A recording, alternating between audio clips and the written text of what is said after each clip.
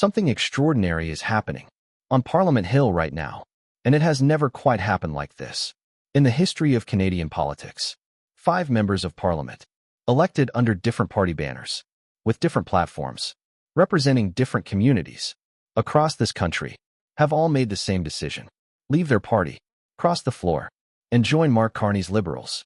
5 floor crossings in 5 months. And with 3 by-elections happening this coming Monday, Carney could be just days away from something the voters technically never gave him: a majority government.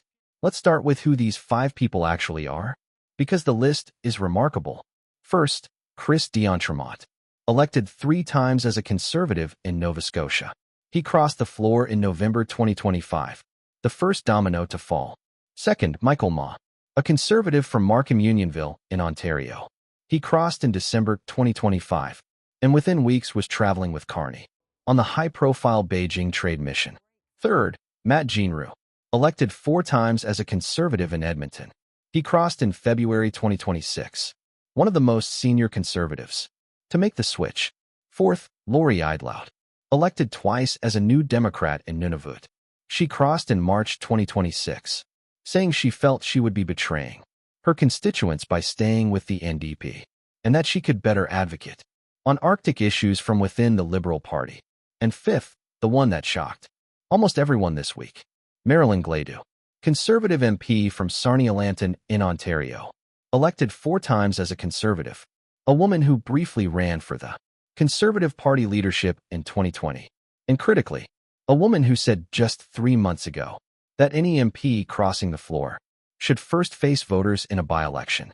She crossed the floor on Wednesday without calling a by-election. Now let's talk about what this means in pure political mathematics, because this is where the story gets really significant. The Liberals currently hold 171 seats in the House of Commons. A majority requires 172 seats. But because of vacancies in the House, the Liberals are already at a technical majority. However, a true working majority, one that does not depend on the Speaker to break tie votes, requires winning at least 2 of 3 by-elections being held on Monday, April 13th. Those 3 ridings are University Rosedale in Toronto, Scarborough Southwest in Toronto, and Terrebonne in Quebec. The 2 Toronto ridings are considered virtually guaranteed Liberal wins. They are filling vacancies left by former cabinet ministers Bill Blair and Chrystia Freeland, both considered strong Liberal strongholds. If the Liberals win both Toronto seats, they reach 173. If they win Terrebonne as well, they reach 174. At 173 or 174 seats, Carney has a working majority. That does not require the Speaker and does not require any opposition support to pass legislation or survive confidence votes. That is an extraordinary amount of power for a government that technically won a minority just 1 year ago. Now let's address the elephant in the room, because Marilyn Gladu's floor crossing is not a simple story. This is a woman with a complicated record. In April 2020, she promoted an unproven COVID-19 treatment and questioned the public health response to the pandemic. In 2021, she was criticized by then Conservative leader Erin O'Toole for suggesting COVID-19 was less of a threat than polio. She later apologized. Also in 2021, she voted against Liberal legislation seeking to ban conversion therapy, the deeply controversial practice aimed at changing a person's sexual orientation. She later said she vehemently opposes conversion therapy and supports the LGBTQ+ community. She was also a vocal supporter of the 2022 trucker convoy that gridlocked Ottawa for 3 weeks. Hey, so why is this happening? What is driving opposition MPs to leave their parties and join Carney? The answer has several layers. The first layer is the national mood. Canada is living through an extraordinary moment: a trade war with the United States, tariff threats, annexation rhetoric, and a global environment that feels more uncertain than it has in decades. In that environment, Carney has positioned the Liberal Party as the party of serious economic leadership, of stability, of Canadian sovereignty.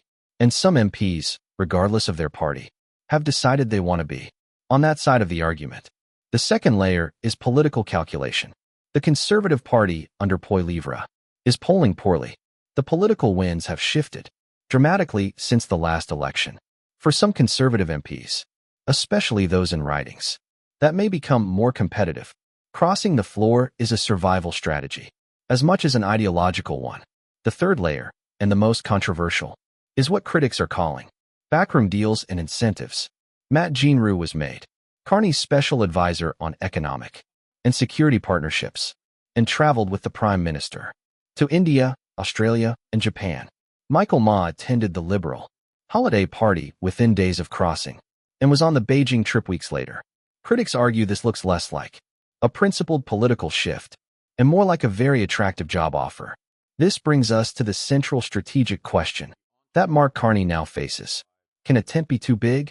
15 years ago, Liberal leader Michael Ignatieff tried to build a big red tent. It did not work out for him. Carney is attempting something similar, but in a very different political environment.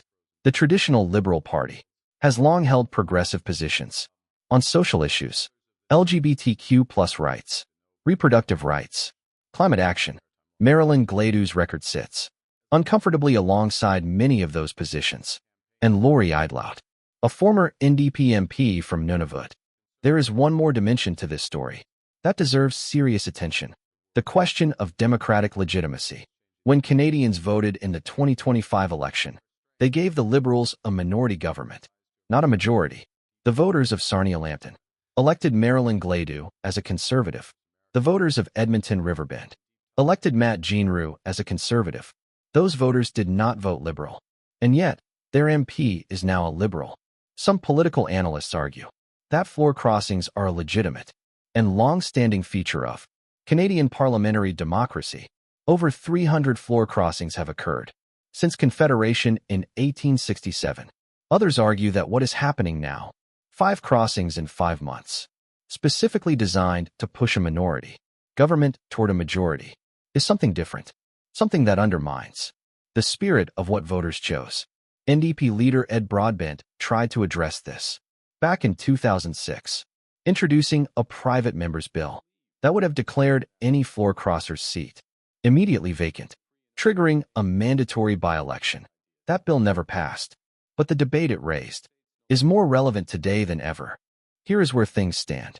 As of today, April 9, 2026, Mark Carney's Liberals have 171 seats. 5 opposition MPs have crossed the floor. In 5 months, 3 by-elections happen Monday. A working majority is within reach. If the Liberals win 2 of 3 on Monday night, Carney will have the parliamentary power to govern without opposition support until 2029. That is a remarkable political achievement, however one feels about how it was built.